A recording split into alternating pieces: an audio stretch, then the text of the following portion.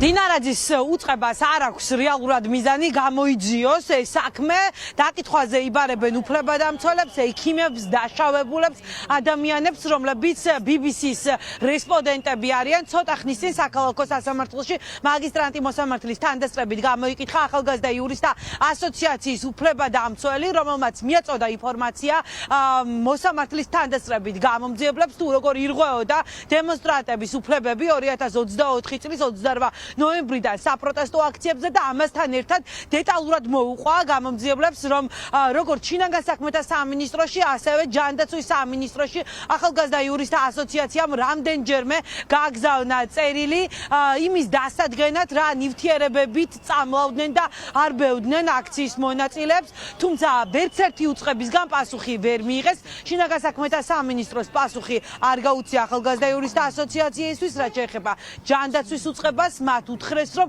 ინფორმაცია არ აქვთ. ცოტა გაუგებარი არის საერთოდ რატო ვიყავი დაბარებული, იმიტომ რომ ძირითადი კითხვები დღევანდელ დღეს შეეხებოდა ფაქტობრივად იმ ინტერვიუს შინაარსის დადასტურებას, რომელიც მე BBC-ს მივეც. კერძოდ იმასთან დაკავშირებით, რომ საზოგადოებისთვის უცნობია რა საშუალებები იქნა გამოყენებული დემონსტრანტების წინააღმდეგ და ამასთან დაკავშირებით საიამ კეთილსინდისიერად, როგორც პროფესიონალურმა უფლებადაცვითმა ორგანიზაციამ საჯარო ინფორმაციის გამოსათხოვი წერილით მიმართა როგორც შინაგან საქმეთა სამინისტროს, ასევე ჯანდაცვის სამინისტროს. ჩვენ შინაგან საქმეთა სამინისტროდან პასუხი არ მიგვიღია, ხოლო ჯანდაცვის სამინისტრომ ჩვენ გვაცნობა, რომ ისინი არ ფლობენ ინფორმაციას იმის შესახებ, თუ რა ქიმიური საშუალებები, რა აქტიური სპეციალური საშუალებები იქნა გამოყენებული. ეს ნიშნავს იმას, რომ არც ჩვენ არ ვფლობთ ინფორმაციას, რა საშუალებები იქნა გამოყენებული, ამრიგად ნიშნავს იმას, რომ საზოგადოებისთვის უცნობი. რა საშუალებები იქნა გამოყენებული მშვიდობიანი აქციის მონაწილეების დარბევისთვის. ეს არის კითხვა, რომელსაც წესით ახლა სუსმა უნდა გასცეს პასუხი. წესით გამოკითხვაზე დაბარებული უნდა ყავდეთ ვახტანგ გომელაური, რომელმაც სამთავრობო მედიით დაადასტურა, რომ აკრძალული ქიმიური იარაღი ინახებოდა ძალოვან უწყებაში. მართალია მეორე დღეს ეს ინფორმაცია გადათქვა მოქმედმა მინისტრმა, თუმცა ამას უნდა ადგენდეს ახლა შინაგან საქმეთა სამინისტრო, რა ნივთიერება ჰქონდათ, უпростоრად სუსი უნდა ადგენდეს შინაგან საქმეთა სამინისტროს რა ნივთიერება ჰქონდა გარეული მოქალაქეების დარბევის დროს, თუმცა ამას არ ეკეთებენ. გამოკითხვაზე იბარებენ ექიმებს, რომლებაც კვლევა ჩაატარეს და მათ არ უკვლევიათ აკრძალული ქიმიური იარაღები. მე რა დავიმართა ხოლმე მაგას ვიძახდი, ამიტომ გაუგებარია რა მტრული რაში დავეხმარე მტრულად. და ძირითადი კითხვები იყო ჩემს განათლებაზე, ბექგრაუნდზე, სად ვსწავლობდი, ჩემი სამეცნიერო ხარისხი როგორია, სად დავამთავრე, დეტალებში აუხსენი, ასე ვთქვათ, მოსამართლეს თუ რა იყო ჩვენი კვლევის მიზანი, მეთოდოლოგია და დასკვნა. უბრალოდ გამოძიების მხარეს ისევ ჰქონდა კითხვები თუ დასკვნა რა იყო, როდესაც მე უკვე ამაზე პასუხი გავეცი. ანუ როგორც ჩანს, ვერ მიხვდა ზუსტად, ასე ვთქვათ, კვლევის მეთოდოლოგიებში, ასე ვთქვათ, კარგად არ იყო გარკვეული, დასკვნაშიც ალბათ კარგად არ იყო გარკვეული და მე დამჩა შთაბეჭდილება, რომ წაკითხული არ ქონდათ კვლევა. ისეთ ქვეყანაში ვცხოვრობთ, რომ ალბათ ნებისმიერ ადამიანს შეიძლება ქონდეს ნებისმიერი ამის, ასე ვთქვათ, მოლოდი. ჩვენ სამივე ფიგურირებთ და მონაწილეობას ხვებულობდით კვლევის პროცესში, შეიძლება ერთ-ერთი მიზეზი ესეც იყოს. მეორე მიზეზი შეიძლება ის იყოს, რომ ასე ვთქვათ, ქონდეთ იმის მცდელობა, რომ მომავალში, ასე ვთქვათ, რომელიმე კონკრეტულ ადამიანზე მქონდეთ ფსიქოლოგიური თუ სხვანაირი ზემოქმედება. აინტერესებდათ, ანუ ფიგურირებდა თუ არა კამიტე ჩვენ სტატიაში და ეყრდნობოდა თუ არა BBC-ს, ასე ვთქვათ, კვლევა ჩვენ სტატიას და ამაზე გავეცით ის პასუხი, რომ შესაბამისად ჩვენ კვლევაში კამიტე და ის ერთი ნივთიერება, რომელიც მანამდე იყო ნახსენებით, ის ნივთიერება, ანუ წყალში გამხსნელი, ამაზე საუბარი არ ყოფილა და BBC რას ეყრდნობა და რა მტკიცებულებებზე საუბრობს, არის კონკრეტულ მონაკვეთებში მოცემული. გაოგნებული ვარ. სამეცნიერო შრომა დაიწერა, ეს არის კლინიკური შრომა. სიკეთებაში უნდა მიეცნო ეს ამბავი.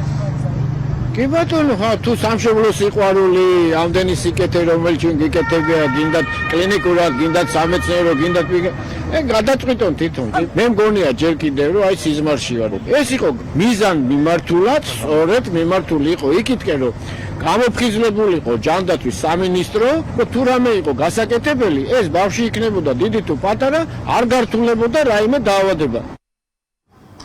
საქალაქო სასამართლოში დიდი ალბათობით დღეს მთელი დღის განმავლობაში იქნება გამოკითხვები. სახელმწიფო უსაფრთხოების სამსახურს ნდობას არ უცხადებენ არც ექიმები, არც უფლებადამცველები, არც დაზარალებულები და ყველა მათგანი ითხოვს, რომ სასამართლოში მოხდეს მათი გამოკითხვა. სუსმად გამოკითხვაზე დაიბარა დაზარალებული ზვიად მაისაშვილი, ახალგაზრდა, რომლის კადრებმაც მოიარა მთელი მსოფლიო, თუ როგორ უსწორდებოდნენ მშვიდობიან აქციის მონაწილეებს, ძირს დაგდებულს სპეცრაზმელები. დღეს მისი ჩვენებითაც დაინტერესდება სახელმწიფო უსაფრთხოების სამსახური, ის ახალგაზრდა, რომლის ინტერვიუთაც იწყება სწორედ BBC-ს მიერ მომზადებული 1 საათიანი ფილმი გამოძიება. ზვიად მაისაშვილი მზად არის, ყველა კითხვას პასუხი გასცეს, თუმცა მის საქმესთან დაკავშირებით უნდა აღინიშნოს ის, რომ 1 წლის განმავლობაში არც ერთი ნაბიჯი ძალოვან უწყებას არ გადაუდგია, რომ დაედგინათ ვინ იყვნენ ის სპეცრაზმელები, ვინც მას სასტიკად უსწორდებოდნენ.